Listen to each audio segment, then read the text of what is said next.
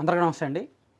Formula ఈ case వ్యవహారంలో మాజీ మంత్రి బీఆర్ఎస్ పార్టీ కార్యనిర్వాహక అధ్యక్షుడు అనుకుంటా కదా కేటీఆర్ గారి మీద నమోదైన కేసును కొట్టివేయాలని ఆయన హైకోర్టులో పిటిషన్ దాఖలు చేస్తే ఆ పిటిషన్ని హైకోర్టు కొట్టివేసింది. పాపం ఆయన కేసు కొట్టివేయమని క్వాష్ పిటిషన్ వేశారు. హైకోర్టు ఆయన వేసిన పిటిషన్ని కొట్టేసింది. లేదు, మీరు విచారణ ఎదుర్కోవాల్సిందే అని చెప్పి ఈ పిటిషన్ విచారణార్హం కాదు, ఇందులో ప్రాథమికంగా కొన్ని తప్పులు కనిపిస్తున్నాయి కాబట్టి విచారణ ఎదుర్కోండి అని చెప్పి అతను వేసిన పిటిషన్ని కొట్టేసిందనమాట. సో దీని మీద ప్రస్తుతం ఆయన న్యాయ నిపుణులతో చర్చిస్తున్నారు. సుప్రీంకోర్టుకు వెళ్ళే అవకాశం ఉంది. న్యాయ నిపుణులతో చర్చిస్తే ఖచ్చితంగా నెక్స్ట్ ఫైట్ చేస్తామని అంటారు. ఎందుకంటే ఒక వాయిదాకి లక్షల ఫీజులు వస్తాయి కదా. ఇప్పుడు ఫీజుల కోసమే కాదు, న్యాయ నిపుణులతో చర్చిస్తే వాళ్ళు ఏమంటారు, వద్దు సుప్రీంకోర్టులో కూడా మనకు అనుకూల తీర్పు రాదు అని చెప్పలేరుగా. వాళ్ళ క్లయింట్కి వాళ్ళు నెగిటివ్గా చెప్పలేరు కదా. చెప్తే నువ్వు వద్దులేవయ్యా, నేను వేరే వాళ్ళతో మాట్లాడుకుంటా అంటారు. సో ప్రతి లాయర్ చెప్పేది అదే.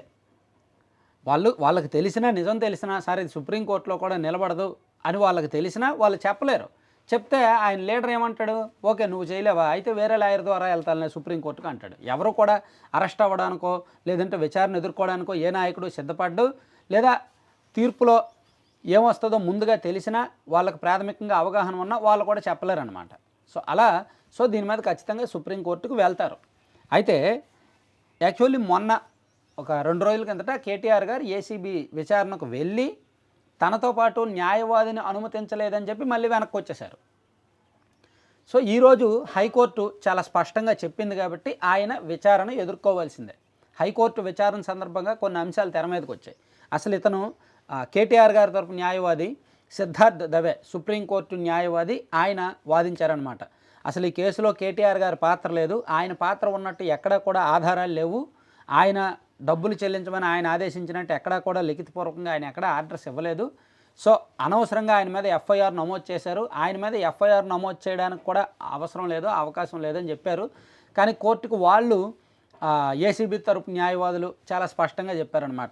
ఆయన మౌఖికంగా ఆదేశించారు కాబట్టే డబ్బులు చెల్లించామని చెప్పి అధికారులు మాకు ఇచ్చిన వాంగ్మూలంలో ఉంది, కాబట్టి అతన్ని మేము విచారించాలి, అతను విచారణకు సహకరించకపోతే అరెస్ట్ చేసే అవకాశాలు కూడా ఉంటాయి. సో నిజానికి ఈ కేసు కాస్త సీరియస్ కేసుగానే ముదురుతోంది. నిజానికి తెలంగాణ ప్రభుత్వంలో 10 ఏళ్ళు అధికారంలో ఉన్న బీఆర్ఎస్ పార్టీ 100 కోట్ల అవినీతి అక్రమాలు జరిగాయి. కాళేశ్వరం ప్రాజెక్టు చాలా పెద్ద ఎత్తున స్కామ్ జరిగింది. అలాగే కొన్ని మీడియా పరంగా కానీ కొన్ని స్కాములు కానీ, అలాగే రకరకాల ప్రాజెక్టులు, మిషన్ కాకతీయ అని చాలా ప్రాజెక్టులు జరిగాయి. సో వాటిల్లో 100 కోట్ల 1000 కోట్ల అవినీతి జరిగినప్పటికీ దీనిలో ఈ ఫార్ములా ఈనే ఎందుకు తెర మీదకి తీసుకొచ్చింది ప్రభుత్వం అంటే, వాళ్ళకి పక్కా కొన్ని ప్రాథమిక ఆధారాలు దొరికాయి కాబట్టి, దీని ద్వారా కేటీఆర్ని రాజకీయంగా కాస్త ఇరికించవచ్చు కాబట్టి. ఎందుకంటే మిగిలిన పెద్ద వ్యవహారాల్లో బీజేపీ వాళ్ళ పాత్ర ఉంది. ఇప్పుడు కాళేశ్వరం ఉందండి, కాళేశ్వరం జోలికి కాంగ్రెస్ పార్టీ వెళ్ళలేదు. ఎందుకంటే కాళేశ్వరం జోలికి వెళ్తే మెగా కృష్ణారెడ్డిని పట్టుకోవాలి.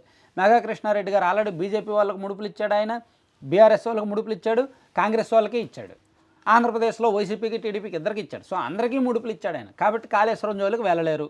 పోనీ ఇంకా మిషన్ కాకతీయ లేదా ఇంకో ప్రాజెక్టు జోలికి వెళ్దామన్నా ఆ కాంట్రాక్టర్లతో కూడా 3 పార్టీలకి లింకులు ఉన్నాయి. అంటే మీరు ఇక్కడ అర్థం చేసుకోండి, తెలంగాణలో ఇంతకన్నా పెద్ద స్కాములు లేవా? రేవంత్ రెడ్డి గారు కాంగ్రెస్ పార్టీ వాళ్ళు బయటికి తీయాలంటే ఉన్నాయి, కానీ దాని జోలికి ఎందుకు వెళ్ళరంటే అందులో మిగిలిన వాళ్ళకు ముడుపులు అందాయి, ప్లస్ బీజేపీ వాళ్ళ హస్తం ఉంది, కేంద్ర ప్రభుత్వం అడ్డు తగులుతుంది. అదే ఈ ఫార్ములా ఈ అనుకోండి, ప్యూర్లీ ఎవరికీ సంబంధం లేదు, కేటీఆర్ గారికి సంబంధించిన పర్సనల్ ఇంట్రెస్ట్ కొద్దీ ఆయన కొన్ని పేమెంట్లు చేయించాడు.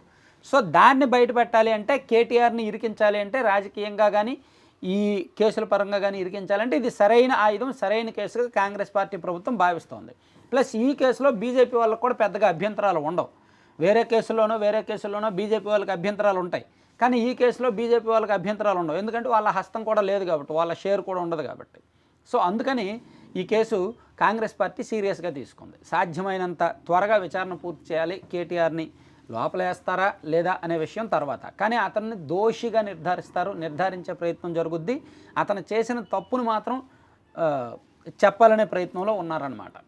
సో ఇటు కేటీఆర్ గారు కూడా మ్యాక్సిమం ఏ విధంగా ప్రయత్నించాలి, ఏ విధంగా తప్పించుకోవాలి అనే ప్రయత్నంలో ఉన్నారు. సో ఈ కేసు అయితే మాత్రం కొంచెం ఇంట్రెస్టింగ్గానే మలుపులు తిరుగుతోంది. ఇప్పటికప్పుడు అప్డేట్స్ చెప్పుకుందాం. Thank you.